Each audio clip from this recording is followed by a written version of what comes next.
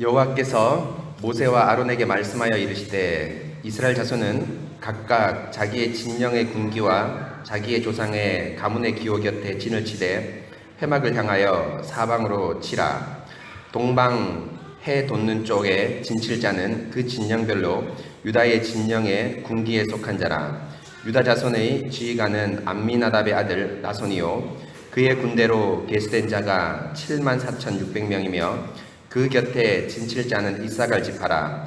이사갈 자손의 지휘관은 수알의 아들 느다넬이요 그의 군대로 계수된 자가 54,400명이라. 그리고 스불론 지파라. 스불론 자손의 지휘관은 헬론의 아들 엘리압이요 그의 군대로 계수된 자가 57,400명이니 유다 진영에 속한 군대로 계수된 군인의 총계는 186,400명이라. 그들은 제1대로 행진할지니라. 남쪽에는 르우벤 군대 진영에 군기가 있을 것이라. 르우벤 자손의 지휘관은 스데울의 아들 엘리수리요 그의 군대로 계수된 자가 46,500명이요 그 곁에 진칠 자는 시므온 지파라. 시므온 자손의 지휘관은 수리사떼의 아들 슬루미엘이요 그의 군대로 계수된 자가 59,300명이며 또 갓 지파라. 갓 자손의 지휘관은 루엘의 아들 엘리아삽이요 그의 군대로 계수된 자가 45,650명이니 르우벤 진영에 속하여 계수된 군인의 총계는 151,450명이라. 그들이 제2대로 행진할지니라. 그 다음에 회막이 레위인의 진영과 함께 모든 진영의 중앙에 있어 행진하되 그들의 진친 순서대로 각 사람은 자기의 위치에서 자기들의 길을 따라 앞으로 행진할지니라. 서쪽에는 에브라임의 군대의 진영에 군기가 있을 것이라. 에브라임 자손의 지휘관은 암미옷의 아들 엘리사마요 그의 군대로 계수된 자가 45,000명이며 그 곁에는 므낫세 지파가 있을 것이라. 므낫세 자손의 지휘관은 부다술의 아들 가말리엘이요 그의 군대로 계수된 자가 32,200명이요 또 베냐민 지파라. 베냐민 자손의 지휘관은 기드오니의 아들 아비단이요 그의 군대로 계수된 자가 35,400명이니 에브라임 진영에 속하여 계수된 군인의 총계는 108,100명이라. 그들은 제3대로 행진할지니라. 북쪽에는 단 군대의 진영의 군기가 있을 것이라. 단 자손의 지휘관은 암미사떼의 아들 아히에셀이요 그의 군대로 계수된 자가 62,700명이며 그 곁에 진칠 자는 아셀 지파라. 아셀 자손의 지휘관은 오그란의 아들 바기엘이요 그의 군대로 계수된 자가 41,500명이며 또 납달리 지파라. 납달리 자손의 지휘관은 에난의 아들 아히라요 그의 군대로 계수된 자가 53,400명이니 단 진영에 속하여 계수함을 받은 군대의 총계는 157,600명이라. 그들은 길을 따라 후대로 행진할지니라 하시니라. 이상은 이스라엘 자손이 그들의 조상의 가문을 따라 계수된 자니 모든 진영의 군인 곧 계수된 자의 총계는 603,550명이며 레위인은 이스라엘 자손과 함께 계수되지 아니하였으니 여호와께서 모세에게 명령하신가 같았느니라. 이스라엘 자손이 여호와께서 모세에게 명령하신 대로 다 준행하여 각기 종족과 조상의 가문에 따르며 자기들의 길을 따라 진치기도 하며 행진하기도 하였더라. 아멘. 같이 기도하겠습니다. 하나님 감사합니다. 오늘 저희들에게 또 이렇게 예배를 열어주시고 기쁜 마음으로 우리 하나님께 예배 드릴 수 있게 하신 것 주님 감사합니다. 하나님 오늘 예배가 얼마나 귀중하고 소중한지요. 광야의 길을 걷는 저희들에게 민수기의 말씀을 통해서 하늘의 신령한 양식을 주시오니 주님 오늘 역시도 이 말씀 잘 받아먹고 이 험난한 광야길을 걸어갈 수 있도록 도와주시옵소서. 하나님 특별히 기도하는 것은 지금 이 자리에 나왔지만 우리 마음 가운데 여러 가지 무거운 짐 혹은 마음을 혼란케 하는 많은 생각들이 있습니까? 주님 그 모든 것 내려놓고 오직 주님의 그 신령한 빛을 따라서 전진하고 주님께 집중할 수 있도록 도와주시옵소서. 하나님 우리 새순교의 모든 성도들을 말씀과 성령 가운데 지켜주시고 또 이 예배 시간에 성령께서 함께하여 주셔서 우리의 마음을 주의 말씀으로 한 마음으로 모아주시기를 원합니다. 주님, 오늘 예배 시간 주님께 의탁하오며 우리의 모든 근심 걱정 주님께 내려놓을 수 있도록 도와주시옵소서. 주님 감사합니다. 거룩하신 우리 주 예수 그리스도의 이름으로 기도합니다. 아멘. 사랑하는 성도 여러분, 주 안에서 한 주간 평안하셨는지요? 오늘도 이렇게 예배를 여러분과 함께 즐겁게 드릴 수 있게 돼서 참 마음이 감사하고 얼마나 우리 하나님께 감사함으로 나가는지 모르겠습니다. 여러분, 오늘 광야길을 걷는 여러분들에게 오늘 2장 말씀을 통해서도 우리 하나님께서 큰 위로의 말씀을 주시길 원합니다. 여러분, 제가 지난주에 오후 예배 때 말씀을 드렸는데 여러분 혹시 뭐 다 아시지만 모르실까 싶어서 한 번 더 말씀드리면 읍조리기를 한번 살짝 눈으로 한번 살짝 보시면서 여러분들 오늘 설교 말씀을 잘 정리하시면 될 것 같습니다. 제가 매주 월요일날 기도 제목 올릴 때 정답까지도 같이 발송해 드리겠습니다. 그래서 다음번 퀴즈 할 때도 이것도 참고해서 같이 퀴즈도 하고 그렇게 하나님 말씀으로 우리의 심령들을 꽉 채우시는 여러분 되시기 바랍니다. 여러분, 오늘 민수기 2장 말씀인데요. 여러분, 민수기 2장은 이제 1장에 이어서 우리 하나님께서 이제 이 이스라엘 백성의 수를 1장에서 헤아렸지 않습니까? 수를 1장에서 이제 헤아린다는 것은 하나님께서 신실하게 그 약속을 잘 지키신다는 의미입니다.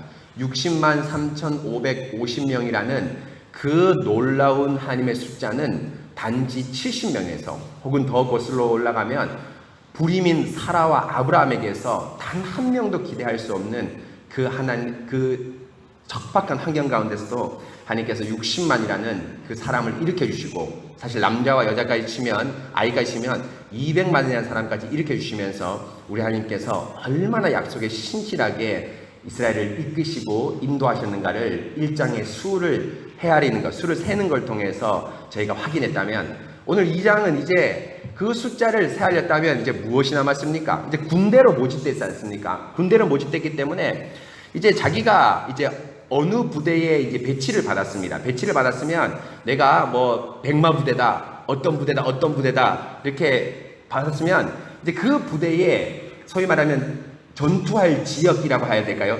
그 부대의 어떤 배치를 이제 하나님께서 2장에서 말합니다.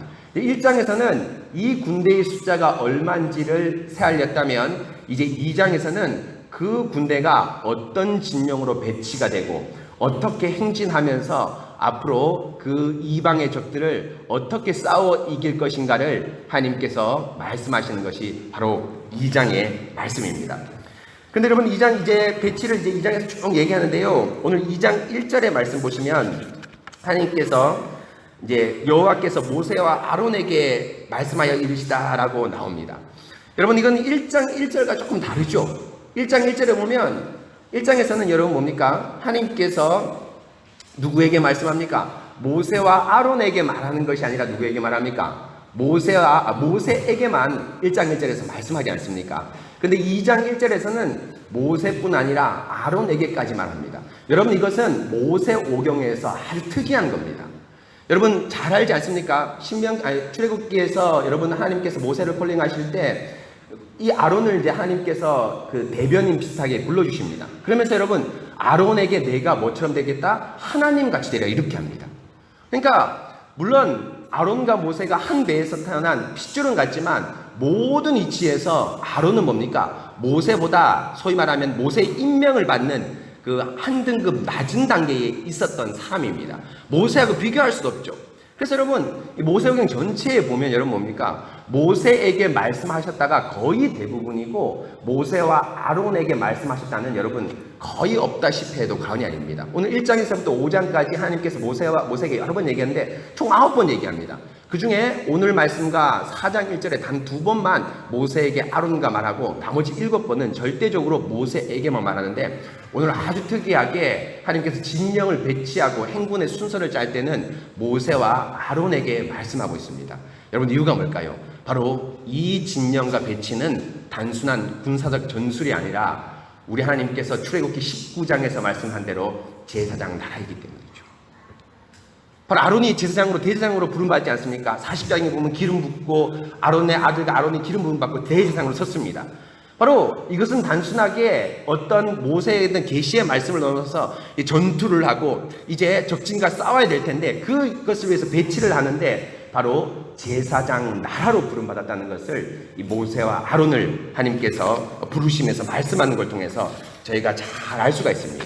그럼 여러분, 이제 제사장 나라로 부름받은 단순한 전투, 그냥 우리나라의 어떤 그런 군부대, 여러분들이 근무하셨던 어떤 군부대 같은 그런 개념이 아니라 바로 하나님께서 어떻게 적진을 향해 싸워 나가서 이기려고 할 때, 제사장 나라로 서려고 할 때 어떻게 그 부대, 곧 이스라엘 진영을 배치하는지를 오늘 말씀을 통해서 보도록 하겠습니다. 먼저 여러분 1장 이제 1절에서 모세와 아론을 부르시고 난 다음에 이제 모세와 아론에게 하나님께서 말씀하십니다. 2절에 보면 이 진영 배치에 대한 큰 그림입니다. 여호와 이스라엘 자손은 각기 자기의 진영의 군기와 자기 조상의 가문의 기호 곁에 진을 치되 회막을 향하여 사방으로 치라라고 얘기합니다.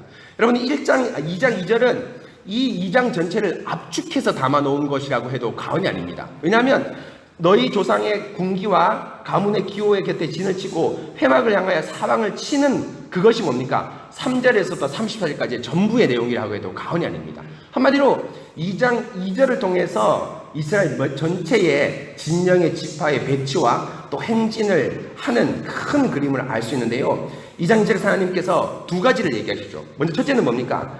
각기 진영의 군기와 자기 조상의 가문의 기호에 따라 곁에 진을 치는 게 첫 번째고요. 두 번째는 회막을 향하여 사방으로 치라는 것이 두 번째입니다. 첫째와 두 번째를 배치와 행군의 순서에 아주 중요한 기준으로 하나님께서 제시하십니다.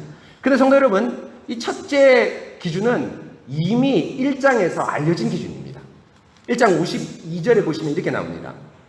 하나님께서 모세에게 이스라엘 자손은 막사를 치되 그 진영별로 각각 진영과 군기 곁에 진칠 것이나 라고 되어 있죠. 그러니까 이미 이제 숫자를 셀 때부터 뭐 에브라임 지파, 뭐 유다 지파 숫자를 셀 때부터 어떻게 모여 있습니까? 지파별로 모여 있지 않습니까? 그래서 지파별로 모여 있기 때문에 그 지파별로 모여 있고 그 지파별로 진을 치는 것은 이미 1장에서 계시된 말씀입니다. 다만 이 계시되지 않은 것이 있다면 군기와 가문의 기호가 나오는데요. 이 군기는 여러분 뭡니까? 그 이스라엘 백성 우리 그 부대처럼 이렇게 군기가 있지 않습니까? 저는 공군이 나왔는데 공군은 주로 비행기나 이 새에 대한 겁니다. 또 여러분 뭐 저희 아버지 같은 경우는 백마부대 아주 뭐 자랑스럽게 얘기했는데 월남전 갔다 온 백마부대라고 자랑스럽게 했는데 여하튼 그 부대의 마크가 있지 않습니까? 그 군기가 있고 그 기호라는 것은 그 군기 안에 특정한 색깔과 기호가 있었습니다. 이 기호가 이제 기호 그대로 맞거든요. 그래서 아마 이 색깔은 무엇이냐면 이스라엘 대제사장의 흉패에 12색깔로 있었지 않습니까? 그 12색깔이 있었고 그 12색깔이 무엇이라고는 얘기하지 않습니다. 그리고 그 색깔 바탕으로 안에 기호가 있었을 텐데 어떤 문양이 있었을 텐데 추측할 수 있는 건 학자들이 추측하는 것은 유다 지파는 어떤 문양을 넣었을 가능성이 클까요? 사자 문양이 넣었을 가능성이 크죠. 왜냐하면 야곱이 50장에 축복할 때 뭐라고 축복합니까? 유다는 사자 새끼로다 라고 하면서 종종 유다를 사자로 빗대어 표현하기 때문에 유다는 사자, 뭐 에브라임 독수리 뭐 이렇게 동물의 모양을 넣지 않았을까라고 학자들이 추측하고 있습니다. 여하튼 1장에서 이런 기체적인 기나 어떤 문양의 색깔 이런 것은 계시지 않았지만 지파별로 배치되라는 것은 이미 1장에서 계시된 말씀입니다. 그런데 여러분 이 두 번째는 사실은 여러분 1장에서 계시되지 않고 오늘 처음 나온 말씀입니다. 두 번째가 뭡니까? 회막을 향하여 사방으로 진을 치라라고 되어 있습니다.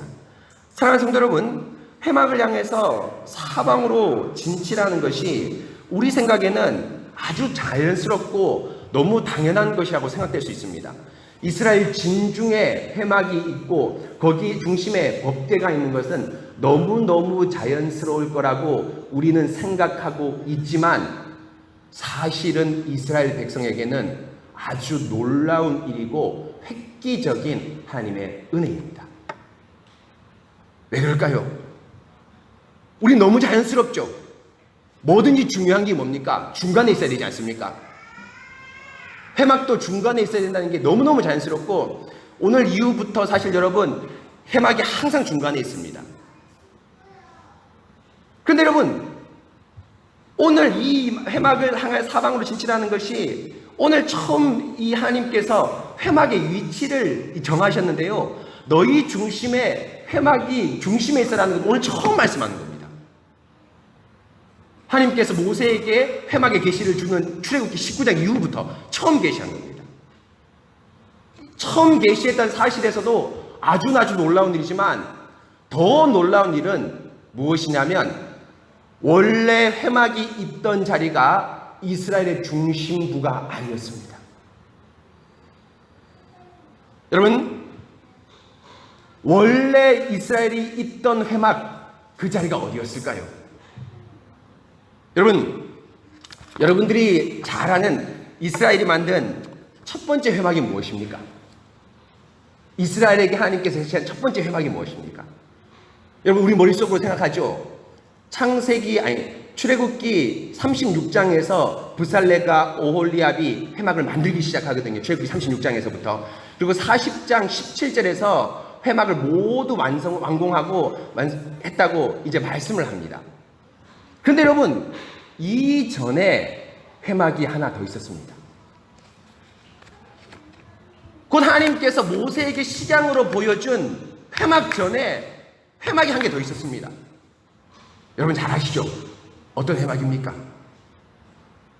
출애굽기 32장의 금송아지 사건 직후에 모세가 회막을 하나 만드는데, 이 회막이 이스라엘 백성의 최초의 회막입니다. 출애굽기 여러분 우리 볼 텐데요, 37장 한번 펴봅시다. 좀 어두워서 못 보시는 분들은 앞에 PPT를 보시고요.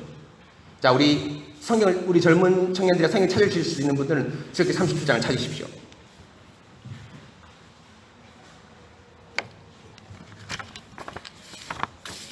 출애굽기 33장입니다. 33장 7절입니다.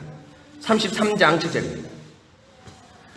출애굽기 33장 7절에 보시면, 모세가 항상 장막을 취하여 짐 밖에 쳐서 짐과 멀리 떠나게 하고 회막이라 이름하였다라고 되어 있습니다.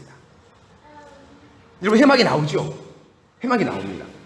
근데 여러분, 이 회막의 배경을 알아야 되는데, 그 배경이 뭡니까? 바로 32장에 나온 뭡니까? 금송아지 사건입니다.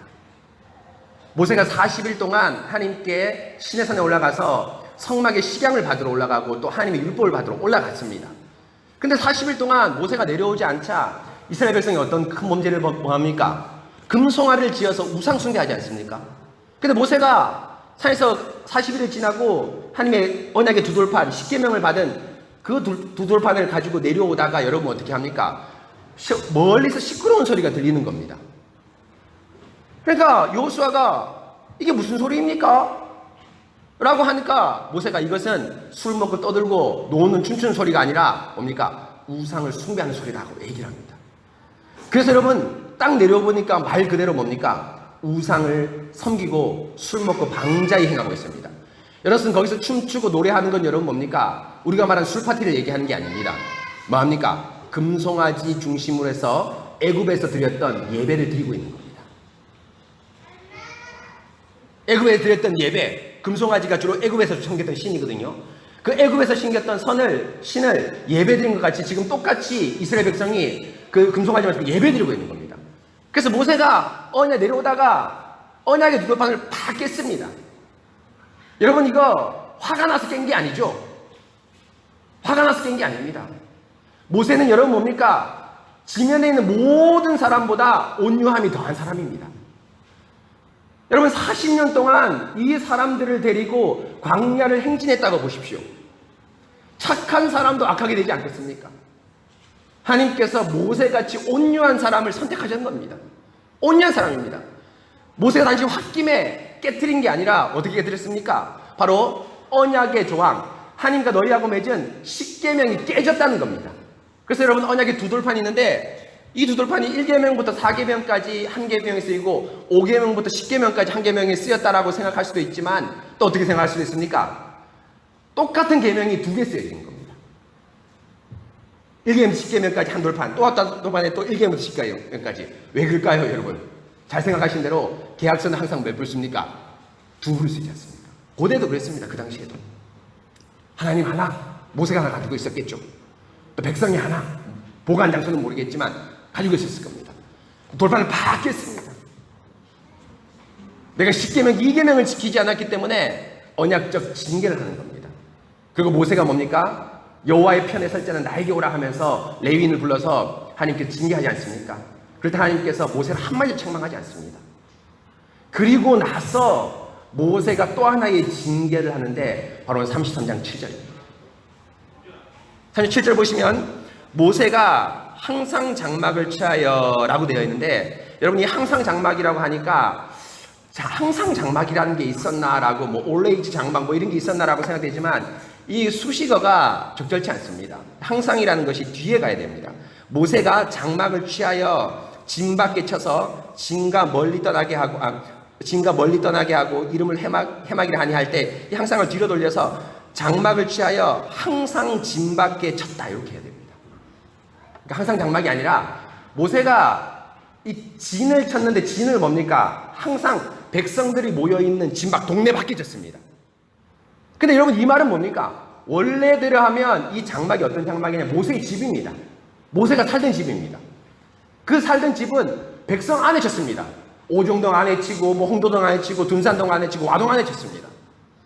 근데 모세가 그 장막을, 금송아지를 사건이 일어난 이후에 징계를 하면서 자기 장막을 뭡니까? 어디 칩니까? 항상 자기 집 안에, 동네 안에 쳐야 되는데 안 치고 저기 여기다 산속에 치는 겁니다. 그리고 그 장막을 뭐라 바꿔 부릅니까? 회막이라고 이름을 바꿔서 부릅니다. 근데 여러분, 회막은 여기서 처음 계시된 말씀이 아닙니다.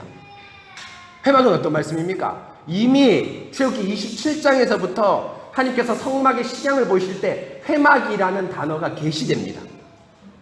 그러니까 회막이라는 단어를 들으면 여러분 뭡니까? 뭘 뜹니까? 회막이 여러분 만남의 장소라는 뜻이거든요. 미팅의 장소, 만남의 텐트라는 뜻입니다. 그럼 여러분 뭡니까? 회막은 누구하고 만난다는 겁니까? 하나님하고 이스라엘하고 만난다는 겁니다. 그건 무슨 말입니까? 진 밖에 치면서 하나님과 이스라엘의 만남을 너희 진 중에 하지 않고 어디 하겠다?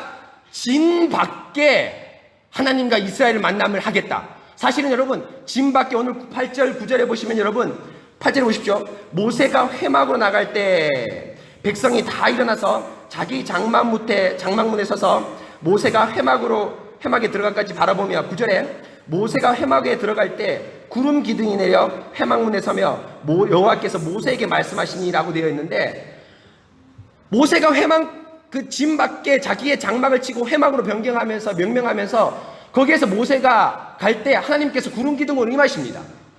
그래서 모세가 거기서 하나님하고 임재하고 하나님과 대화를 합니다. 원래 이 장면이 하나님과 만나는 게 어디에 있었단 말입니까? 구름 기둥이 하나님인데요, 진 중에 있었습니다. 진 안에 있었습니다. 그래서 하나님이 모세와 만나는 그 장면은 멀리 떨어져 있는 것이 아니라 바로 우리 동네 안에서, 우리 옆에서 볼 수 있었던 겁니다.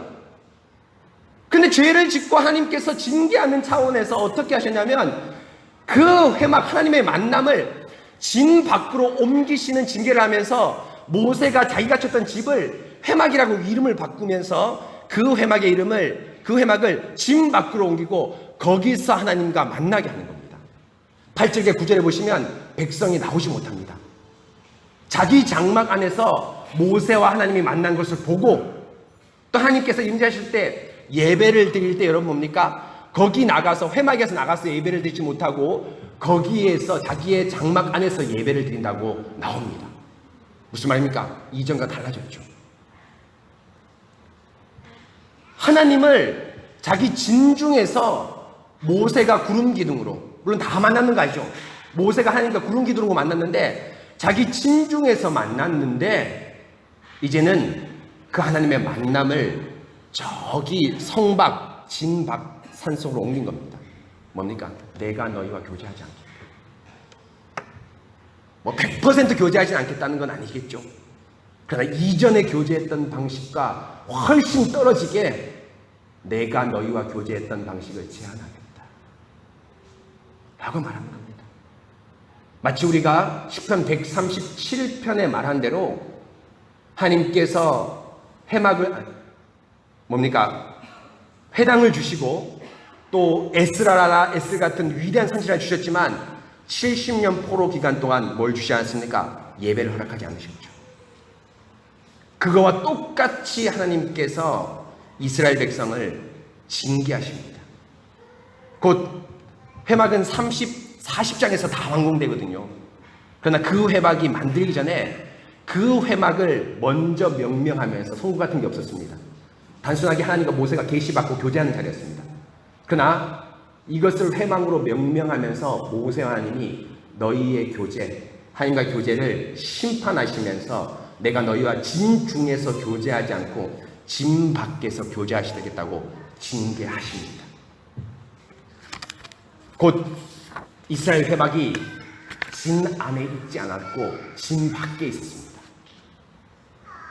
근데 성도 여러분, 이것은 이후에 완공된 성막도 마찬가지입니다. 여러분 39장 32절 보실까요? 출애굽기 39장 32절입니다.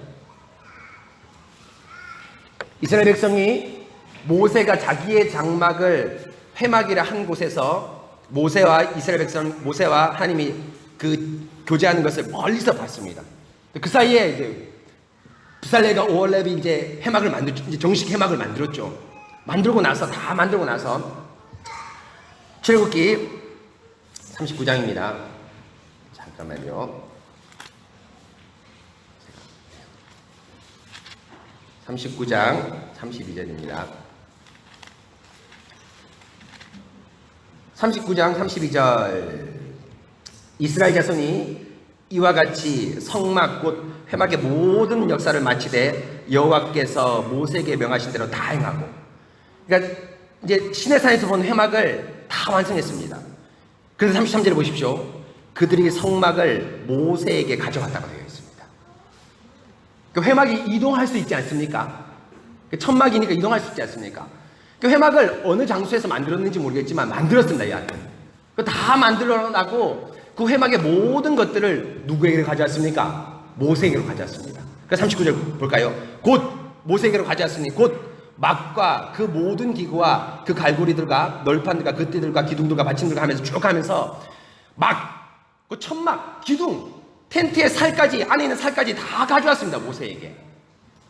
그리고 모세가 그걸 가져온 걸 가지고 39장 여러분 뭡니까?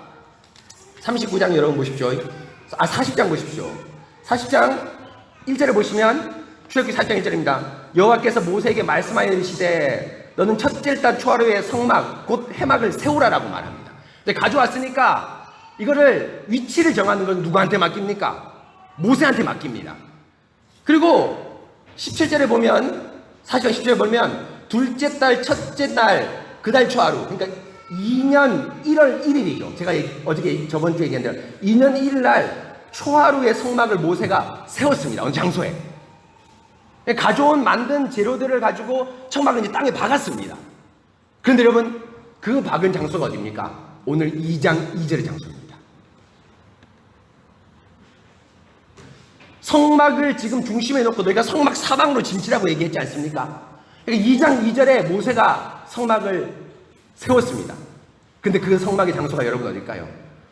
특정하게 어느 장소라고 말할 수 없지만 한 가지 확실한 건 뭡니까? 바로 이스라엘 진중은 아니었다는 거죠. 왜입니까? 회막을 향해 사방으로 진치라고 말했기 때문입니다. 곧 회막이 어느 다른 특정 장소에 있는데 너희가 회막하고 상관없는 장소에 있다.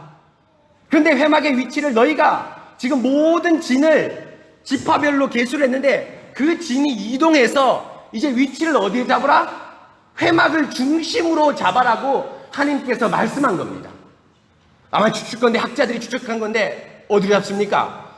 하나님께서 모세하고 대화를 나눴던 출애굽기 33장의 그 회막의 장소에 하나님께서 이 진짜 회막, 진짜 성막을 자리 잡지 않았을까 싶습니다. 무엇입니까, 여러분? 오늘 2장 2절에 너희가 회막을 향하여 사방으로 진치라는 것은 당연한 것이 아닙니다. 왜 당연한 것이 아닙니까? 이스라엘 백성의 죄악 때문에 원래 하나님의 임재를 상징하는 구름 기둥이 진 가운데 있고 진과 함께 움직이고 진의 앞뒤 좌우로 있는데,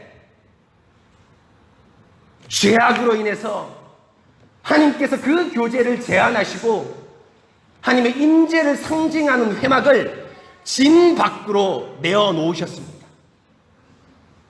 모세가 자신의 장막을 회막이라고 명명하면서 하나님께서 말씀을 받던 계시의 현장을 백성의 진중이 아니라 진 밖으로 옮겨서 하나님과 계시를 너희가 멀리 떨어진 장소에서 하나님과 교제하는 것을 보였고요. 또 두 번째, 진짜 성막을 지었음에도 그 성막이 진 밖에 지어졌습니다. 그렇기 때문에 여러분, 출애굽기 40장에 보시면 33절에 보시면 성막의 봉헌식 역시도 모습이 다릅니다. 40장 34절 보십시오.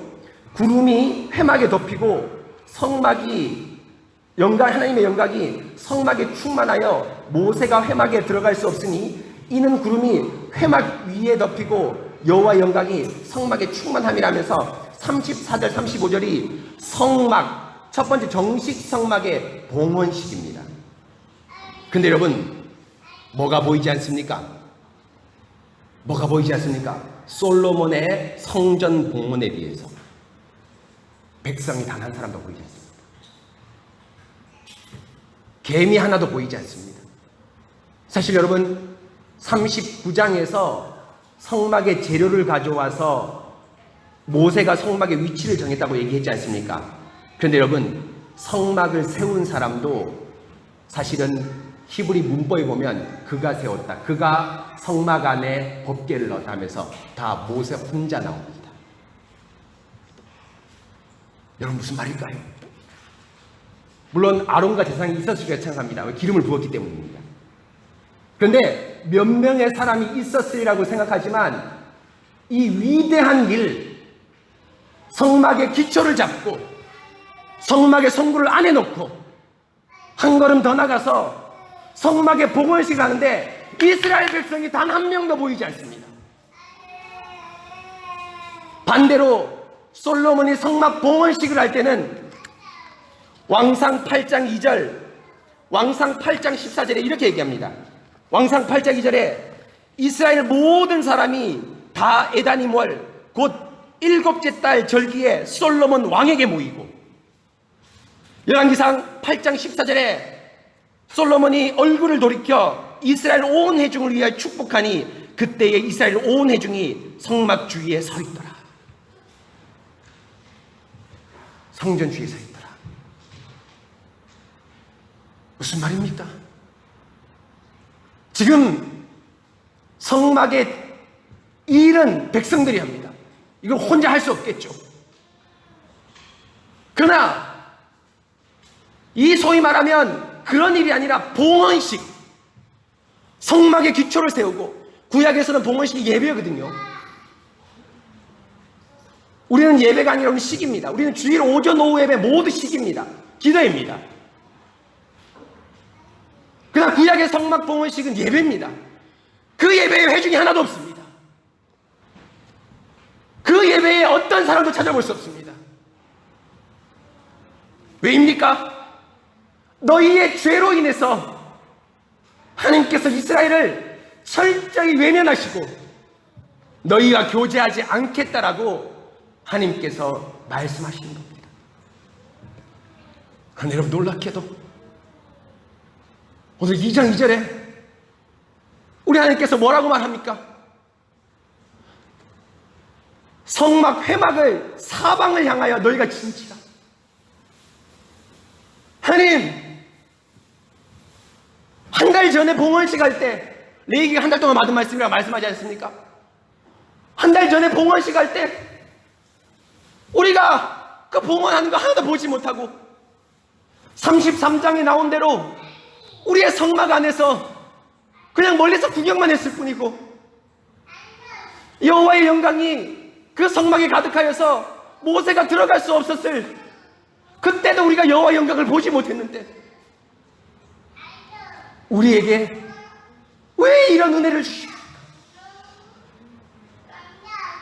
우리가 드디어 성막을 중심으로 살아갈 수 있게 되었습니다 라고 이스라엘 백성이 감격하고 있는 장면이 2장의 말씀을 통해서 저희가 볼 수 있습니다.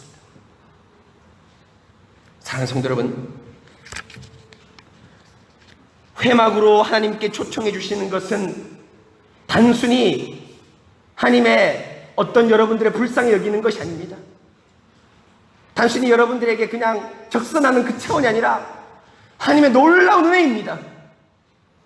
교제하지 못하고 죄악으로 인해서 하나님을 만날 수 없는 너희들인데, 오늘 행군을 하고 적과 싸우기 직전에 하나님께서 드디어 33장에 회막이 진 밖에 있던 회막을 진 안으로 넣으셔서 하나님께서 그 징계를 은혜로서 상쇄시키고 있습니다. 사랑하는 성도 여러분, 바로 이것이 제사장 나라입니다. 왜 아론을 불렀습니까? 왜 모세만 불러도 되는데 왜 아론을 불렀습니까? 바로 너희 나라는 지금 진영을 배치하고 지금 너희가 행군하는 순서를 짜는데, 이것은 단순히 행군의 순서, 진영의 순서, 군대를 얘기하는 것이 아니다 라고 말하는 것이죠. 여러분, 실제로 여러분 잘 아시는 대로 이스라엘 백성이 행군을 할 때 항상 행군의 기준이 뭡니까? 법궤입니다. 그래서 여러분 아시는 대로 여리고성을 돌 때 여리고성이 아무리 커봤자 200만 명들이 그 여리고성을 에워싸겠습니까? 못 에워싸겠어요. 쌉니다. 충분히 어떤 큰 성이라도. 그런데 한 바퀴 돌았다라는 기준이 뭡니까? 한 바퀴 돌았다. 백성들이 다 돌아온 게 아닙니다. 후미가 진영 안으로 돌아왔을 때 한 바퀴 돌았다가 아닙니다. 여호수아서 자세히 읽어보면, 여리고성 읽어보면 법궤가 한 바퀴 돌았을 때 한 바퀴 돌았다는 겁니다. 아직까지 진영의 후미는 여전히 여리고성을 돌고 있습니다. 그런데 이 전쟁은 백성들의 숫자로 하는 전쟁이 아니라 하나님께서 너희와 함께 하는 전쟁, 하나님의 함께 임하시는 전쟁이기 때문에 법궤만큼 중요한 것이 없다라는 것을 진영의 행군, 여리고성을 도는 걸 통해서 알 수 있습니다. 바로 이것이 제사장 나라입니다. 사랑하는 성도 여러분, 이스라엘 백성이 이 광야길을 걷는데 유일한 힘은 무엇입니까? 바로 하나님과 교제하는 그것이 유일한 힘입니다. 이 교제의 힘이 없다면, 이 광야길에 이 하나님과 교제하는 힘이 없다면 이스라엘 백성은 얼마 가지 못해서 모든 이방적들에게 난도질 당할 겁니다.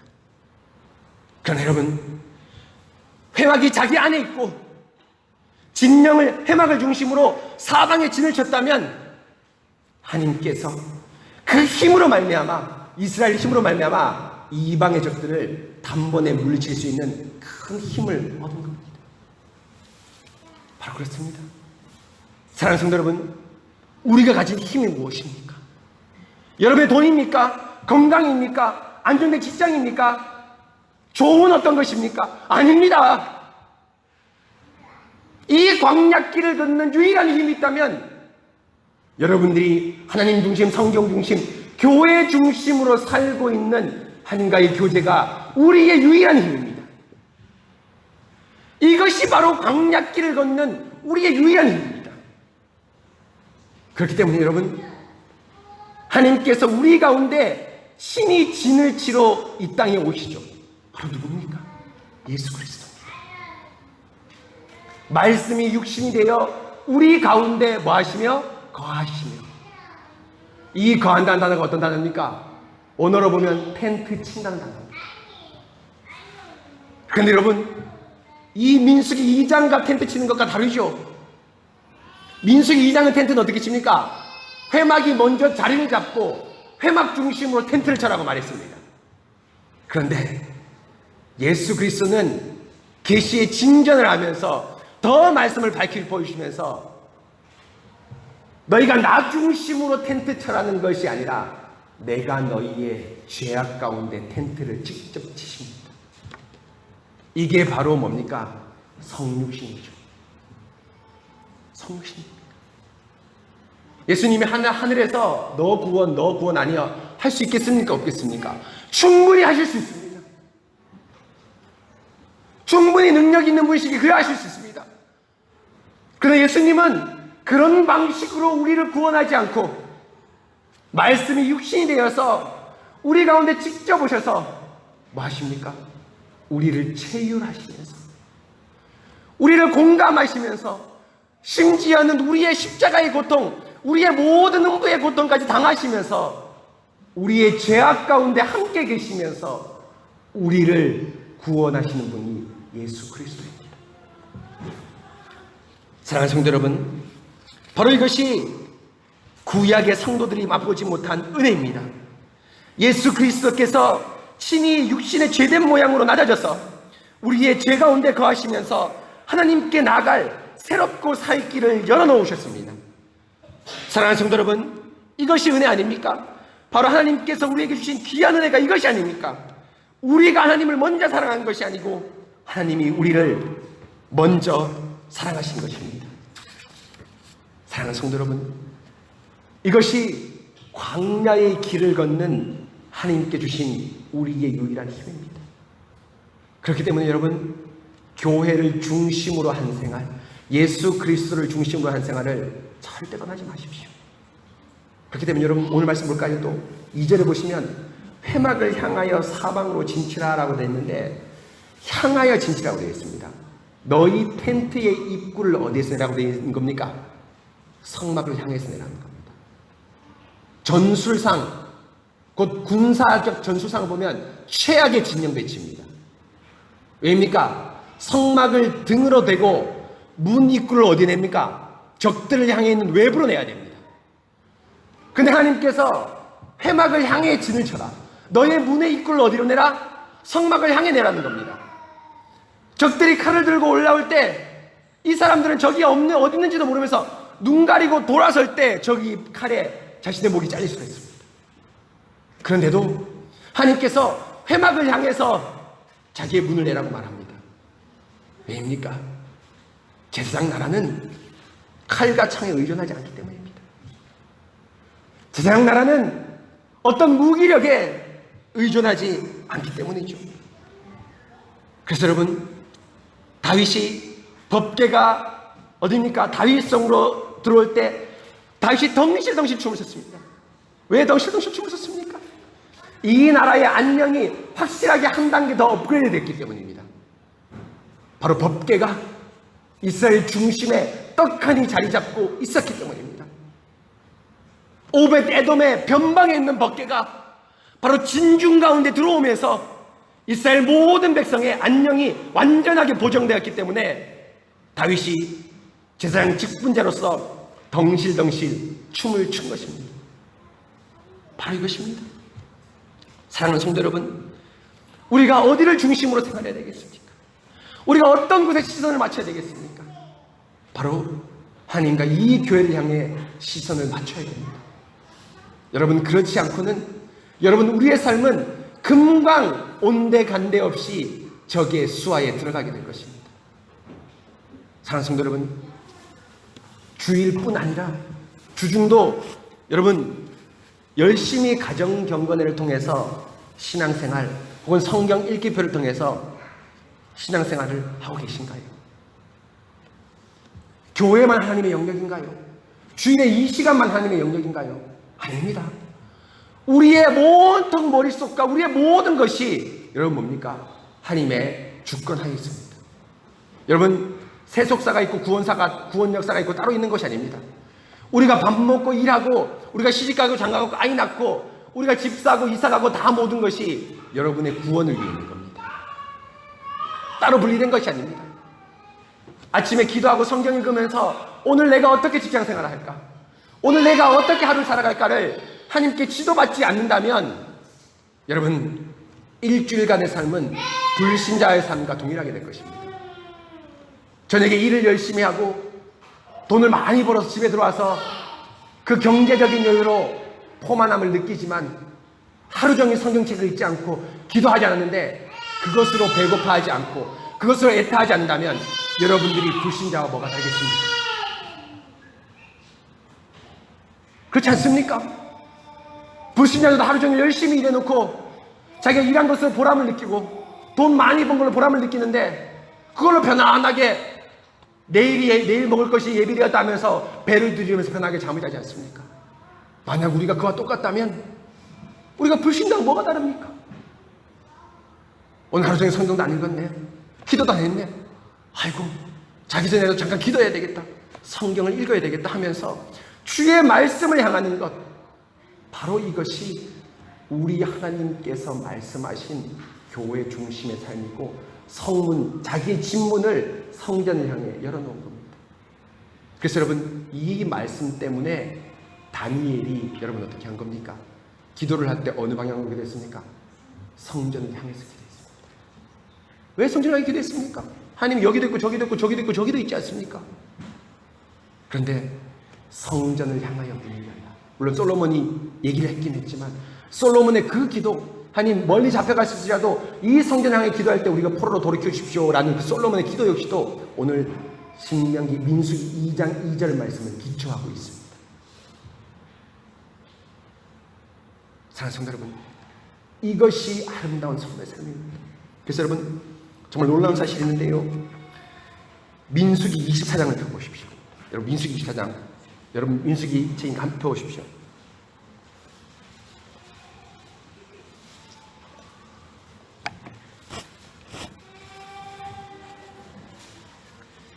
민수기 24장 1절입니다. 여러분 민수기 23장과 24장은 여러분이 잘 아는 어떤 장면입니까? 발람이 이스라엘을 저주하는 장면입니다. 발락이라는 모압 왕이 발람이라는 당시에 아주 유명한 거짓 선지자입니다. 거짓 선지자를 공인해서 이스라엘 저주하는 장면입니다. 근데 24장은 그 세 번째 저주의 장면이거든요. 첫 번째, 두 번째 저주하라 하니까 발람이 계속 축복을 하는 겁니다. 그래서 안 되겠다 싶어서 발락이라는 왕이 발람을 데리고 어디로 옵니까? 높은 곳에 와서 광야가 내보이는 곳에서 발람을 통해서 발락이 저주를 시킵니다. 그 저주의 내용이 24장 1절인데요. 24장 1절, 발람이 자기가 이스라엘을 축복하는 것을 여호와께 선히 여기심을 보고 전과 같이 점수를 쓰지 아니하고 그의 낯을 광야로 향하여, 곧 발람이 전에 점수를 써서 이스라엘 저주하려고 하니까 하나님께서 자꾸 축복의 말을 주시니까 이게 점수를 쓰지 않고 그냥 뭡니까? 광야에 텐트를 친 이스라엘을 봤습니다. 그 장면이 이제 2절인데요. 눈을 들어 이스라엘이 그 지파대로 천막을 친 걸 보았습니다. 뭡니까? 지금 2장의 민수기가 말한 그 천막을 사방으로 중심으로 천막을 친 것을 발람이 떡하니 봤습니다. 저 높은 산 위에서. 그런데 어떻게 됐습니까? 2절 보십시오. 그때 하나님의 영이 그 위에 임하신지라 그가 예언을 전하여 말하되 보라의 아들 발람이 말하여 눈을 감았던 자가 말하며 하나님의 말씀을 듣는 자, 전능자의 환상을 보는 자, 엎드려 눈을 뜬 자가 말하기를 야곱이여 내 장막들이 이스라엘이여 내 거처들이 어찌 그리 아름다운고. 6절에 그 벌어짐, 여러분 그 벌어짐이 뭡니까? 회막을 향하여 사방으로 진친 겁니다. 동서남북으로 진친 거를 오늘 24장 6절에서 그 벌어짐이라고 합니다. 그 벌어짐이 골짜기 같고 강가의 동산 같으며 여호와께서 심으신 침향목 같고 물가의 백향목들 같더라. 그 물통들에서 물이 넘치겠고 그 씨가 많은 물가에 있으리로다. 그의 왕이 아각각보다 높으니 그의 나라가 흥황하리로다 라고 말합니다. 지금 발람이 저주를 하려고 산 위에서 이스라엘이 진을 친 것을 본 것입니다. 그런데 저주를 해야 되는데 저주를 하지 못하고 내버렸지. 모세가 2장에서 하나님께서 2장에서 모세와 아론에게 말한 그 벌어짐을 보고 뭐라 합니까? 마치 이 비유의 전체는 다 뭘 얘기합니까? 강가에 심어놓은 나무 같구나. 이스라엘이요, 네가 너의 입구를 성막으로 향하여 돌리고 있으니 또 하나님의 성막이 모든 이스라엘을 향하여 돌리고 있고 그 성막이 진중에 있으니 생명수샘이 풍성하게 넘쳐나는데 어떻게 이스라엘 진이 마를 수 있겠느냐, 어떻게 이스라엘 백성이 마를 수 있겠느냐라고 탄식과 감탄의 그 노래를 저주를 해야 되는데 찬송의 노래로서 발람이 24장에서 말씀하고 있습니다. 사랑하는 성도 여러분, 어떻습니까? 바로 악한 사탄도 교회를 중심으로 사는 우리들을 찬송할 수밖에 없습니다. 악한 사탄이 음란과 돈과 재력의 유혹을 가지고 여러분들을 유혹하려고 해도 매주 교회를 향해 발길을 돌리는 여러분, 저녁마다 하나님 말씀을 묵상하고 아침마다 기도하는 여러분들에게 야, 저기는 범접 불가하다, 접근하지 못하겠구나, 저주를 하지 못하겠구나, 다른 흐리멍텅한 그곳을 가봐야 되겠다 라고 하면서 사탄이 접근하지 못합니다. 바로 이것이 교회의 힘입니다. 바로 이것이 예수 그리스도의 힘이고 교회 중심으로 사는 우리의 힘입니다. 스데반도 이렇게 얘기하지 않습니까? 광야에서 모세가 하나님 말씀을 받았는데 그 말씀을 받아먹는 그 이스라엘을 7장 38절에서 뭐라고 얘기합니까? 광야 교회라고 얘기합니다. 그 제일 처음 교회라는 단어가 거기서 나옵니다. 그냥 회중 뭐 이렇게 됐는데 이 스데반이 그걸 교회라고 얘기합니다. 지금 민수기의 이 진을 교회라고 얘기합니다. 예입니까? 바로 하나님 중심으로 사는 것, 교회 중심으로 사는 것, 말씀 중심으로 사는 것이 교회이기 때문이죠. 사랑하는 성도 여러분, 여러분이 진짜 교회입니까? 진짜 기독교인입니까? 진짜 힘을 얻는 온천이 어디입니까? 우리 교회입니다. 여러분, 우리 새순교회 얼마나 힘있게 나가는지 모릅니다. 지금 비록 이 자리에 여러 가지 이유 때문에 참석하지 못하지만 한결같이 예배에 고민하고, 지난주에 여러분 오늘 연보 상황 보시면 아시겠지만 우리 성도들이 그동안 하지 못한 연보를 다 했습니다.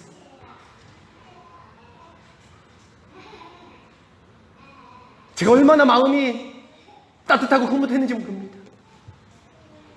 제가 2주 동안 연보를 받지 않았습니다. 왜입니까?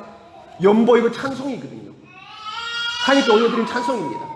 개인적으로 하는 찬송, 물론 찬송은 집에서 하고 여기서 할 수 있지만 우리가 함께하는 찬송은 다릅니다. 회중이 모여서 하는 찬송, 시와 찬미와 신령한 노래들로 함께 찬송하고 되어 있습니다.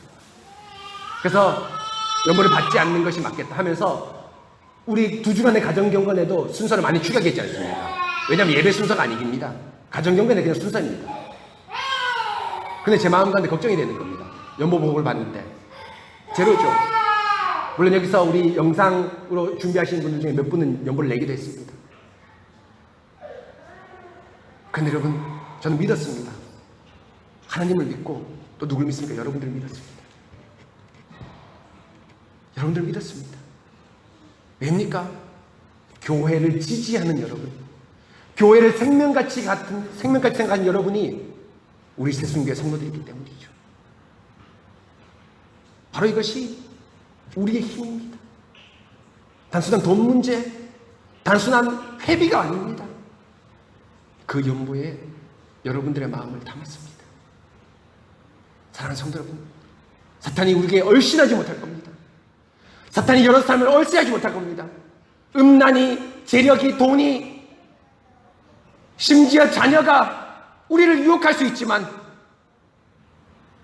그 자녀에 매이지 않고, 돈에 매이지 않고, 세상의 정력에 매이지 않고 교회에 매인 여러분들은 힘차게 전진할 것입니다.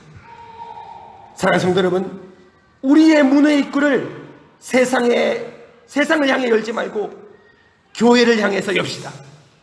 그럴 때 우리는 세상 사람들이 갖지 못하는 신령한 힘을 갖게 되고, 세상 사람들이 끊임없이 세상의 힘을 가지려고 할 때 우리는 신령한 힘으로 이 어려운 때를 이겨나갈 수 있습니다. 천국 문 앞에 우리의 입구를 항상 두시면서 그 문을 향해서 힘차게 전진해 나갑시다. 바로 이것이 지난주 오후 예배 때 말한 시편 92편 3절에 말씀한 여호와의 집에 심겨진 나무입니다. 여러분, 오후 예배 말씀 기억하죠? 여호와의 집에 성전 안에 나무가 심겨져 있지 않습니다. 눈을 씻고 구약을 찾아봐도 여호와의 집 안에 나무가 없습니다. 여호와의 성전에 나무가 없습니다. 그런데 시편과 많은 19절에 하나님이 자신의 집 안에 푸른 감람나무를 심었다고 해요. 여자 장실도 마찬가지지만 남자 장실 가보시면 아시겠지만 그 앞에 쉬하는데 그거 보십시오. 나는 여호와의 집에 심겨진 푸른 감람나무다. 뭡니까? 바로 이것이 시편 92편 수많은 시편에서 얘기하는 것이 바로 오늘 민수기 2장 2절에서 출발하고 있는 겁니다. 사랑하는 성도 여러분, 원래 우리가 하나님과 교제하지 못하던 자였습니다. 하나님은 우리의 진 밖에 계시던 멀리 계시던 분이었습니다. 그런데 우리가 하나님께서 예수 그리스도 안에서 가까이 오셔서 우리에게 생명의 말씀을 주시고 우리가 교제하시게 하시고 우리의 문익구를 하나님을 향해 내게 허락하심으로 말미암아 우리가 힘차게 전진합니다. 사실 여러분, 제가 오늘 3절부터 34절까지 얼마나 더 많은 말씀이 있는지 아십니까? 다 오늘 설교에 담지 못했습니다. 2장 2절을 주의했는데 이 말씀이 너무 풍성해서 담지 못했습니다. 다음번 또 민수기 설교할 때를 기대하시면서 여러분, 회막을 향해 사방으로 진출하는 우리 하나님을 의지하면서 우리의 문의 입구를 교회를 향해 내시는, 예수 그리스도를 향해 내시는, 성령님을 향해 내시는 여러분 되시기 바랍니다. 여러분, 이 시간 함께 같이 기도하도록 하겠습니다.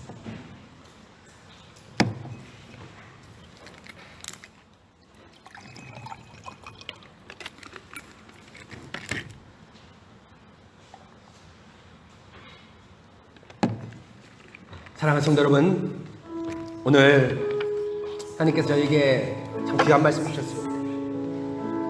여러분, 이스라엘 백성이 금송아지 사건 때문에 하나님과의 만남의 회막이 진 밖에 처해졌고 만들어진 성막 역시도 모세가 진 밖에 쳐서 이스라엘 백성은 근본적으로 하나님과 교제할 수 없던 자였습니다. 그러나 하나님께서 그 모든 진노를 거두시고 오늘 2장 2절에서 회막을 중심으로 사방에 진을 쳐라고 말하였습니다. 바로 너희는 제사장 나라이기 때문이죠. 단순한 이스라엘이 아닙니다. 단순한 세속 나라가 아니라 제사장 나라입니다. 그리고 또 하나 깊은 은혜를 허락해 주셨죠. 너희의 문입구를 바로 성막을 향해서 내라. 군사 작전으로는 최악의 작전입니다. 최악의 진영 배치입니다.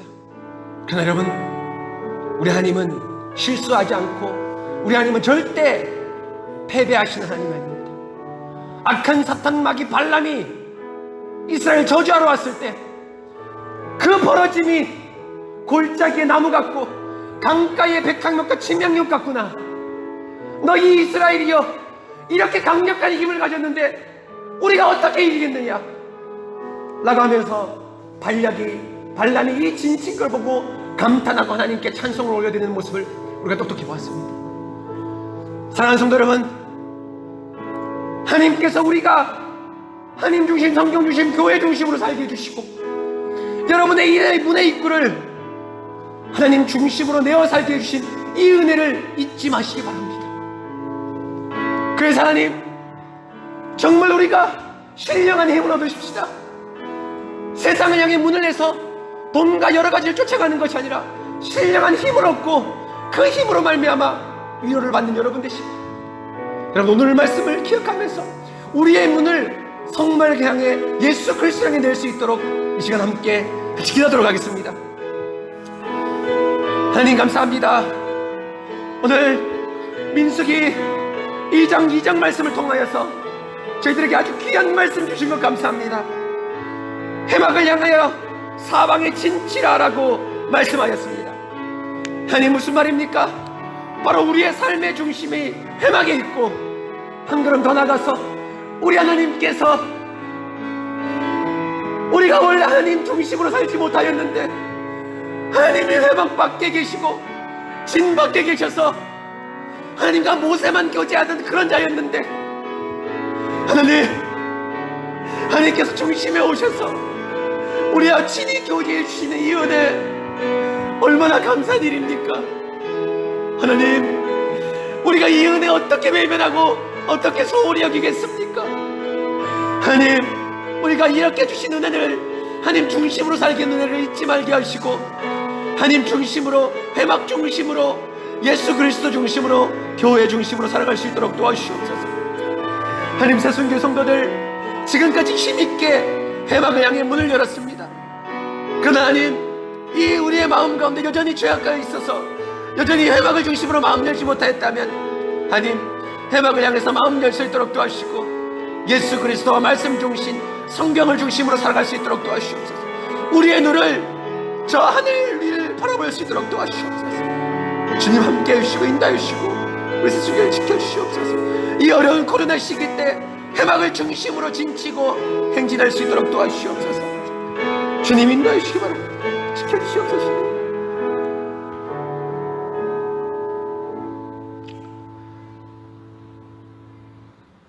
하나님 감사합니다. 하나님께서 오늘 귀한 은혜 주셔서 이스라엘 진영의 배치를 친히 계시하시고 말씀하시면서 회막의 위치를 처음으로 정하셨을 뿐 아니라 그 회막의 위치가 바로 이스라엘 진중이라는 놀라운 은혜를 제가 깨닫게 되었습니다. 금송아지 사건 때문에 이스라엘 민족이 하나님과 교제하지 못하고 회막은 진박 멀리 모세 한 명만이 하나님과 교제하고, 또 나중에 완공된 성전 역시도, 성막 역시도 모세가 있는 곳으로 가져와서 모세가 성막을 세우고, 모세가 있던 곳에, 진과 상관없는 곳에 회막을 세웠는데 하나님께서 은혜를 허락하여 주셔서 이제 회막 중심으로 살아라라고 말씀하였습니다. 하나님, 이 얼마나 놀라운 은혜입니까? 원래 교제하지 못하던 자, 하나님을 중심으로 문을 열지 못하던 자였고, 세상을 향해 재력과 돈과 자식과 우리의 여러 가지 종력을 쫓아 살아가던 저희들이었는데 회막을 중심으로 살아갈 수 있는 은혜 주신 것 감사합니다. 하나님, 그럴 뿐 아니라 한 걸음 더 나가서 예수 그리스도가 우리 가운데 오셔서, 우리의 죄악된 현장 가운데 오셔서 말씀이 육신이 되어 우리 가운데 거하셔서 우리 가운데 진치시고 이곳 가운데 모든 것을 똑같이 체육하시면서 우리의 죄악을 감당하신 이 은혜, 저희가 어찌 감당할 수 있겠습니까? 하나님, 다니엘이 자기가 죽을 줄 알면서도 문을 열어놓고 동쪽을 향해 하나님께 하루에 3번 기도하였던 그것은 바로 민수기 2장 2절의 말씀, 회막을 향하여 진을 치라는 하나님 말씀을 충실히 따랐기 때문에 다니엘이 그 어려운 70년 기간 동안 나라가 3번 바뀌고 수많은 왕이 바뀌었음에도 불구하고 총리로서 이스라엘 백성을 신실하게 보호하고 지도하였습니다. 하나님, 회막을 중심으로 살아갈 수 있는 믿음 허락하여 주시고, 이런 신실한 은혜 가운데 우리 새순교회가 힘있게 서나갈 수 있도록 도와주시옵소서. 이 자리에 온 성도들뿐 아니라 비록 여러 가지 상황 때문에 오지 못한 모든 성도들도 한결같이 회막을 중심으로 살아가는 우리 새순교회 성도들 될 수 있도록 도와주시옵소서. 그래서 발람이 찬송한 것처럼 그 벌어짐이 골짜기의 백항목과 치명목 같구나라는 그 찬송처럼 우리의 삶이 항상 하나님으로 인해서 힘을 얻고 푸르른 저희가 될 수 있도록 도와주시옵소서. 하나님, 저희는 여호와의 집에 심겨진 나무입니다. 여호와의 집에 심겨진 푸른 감람나무를 사시사철 내는 그런 하나님의 백성입니다. 주님, 우리의 삶이 매우 어렵습니다. 안 그래도 어려운데 코로나로 인해서 더욱 어렵게 되었습니다. 하나님, 우리가 주님을 바라보겠습니다. 주님을 의지하겠습니다. 우리를 외면하지 마시고 하나님만을 의지하는 저희들에게 생명샘을 주시고 신령한 힘을 주셔서 이 어려운 때를 헤쳐나갈 수 있도록 도와주시옵소서. 새순교에게 힘 주시옵소서. 이 어려운 시기를 힘있게 헤쳐나가는 저희들 될 수 있도록 도와주시옵소서. 그래서 광야교회라는 영광스러운 호칭을 저희 교회가 받을 수 있도록 도와주시옵소서. 광야에 있지만 교회입니다. 척박한 환경 가운데 있지만 제가 교회입니다. 우리 새순교회가 광야교회가 될 수 있도록 도와주시옵소서. 주님, 오늘 말씀 잘 기억하면서 한 주간도 우리의 문을 하나님의 성전을 향해, 예수 그리스도를 향해, 교회를 향해 활짝 열어놓을 수 있도록 도와주시옵소서. 주님 감사합니다. 거룩하신 우리 주 예수 그리스도 이름으로 기도